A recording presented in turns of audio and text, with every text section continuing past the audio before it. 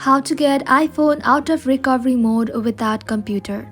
Hello everybody and welcome back to our channel. So let's get started without any further ado.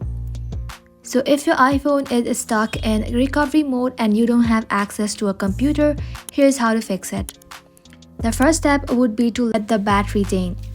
So in this case, leave your iPhone until the battery completely drains and then the phone powers off. Charge the device and power it back again. This might help exit recovery mode. Now if this step does not work, moving on to the next step, and that is force restart your iPhone. To force restart your iPhone, press and quickly release the volume up button and then the volume down button. After that, simply hold the side button until the Apple logo appears. Now once the Apple logo appears in your screen, it will automatically restart your iPhone. And with that, you'll then be able to exit the recovery mode. And that is simply how you can get your iPhone out of recovery mode without computer.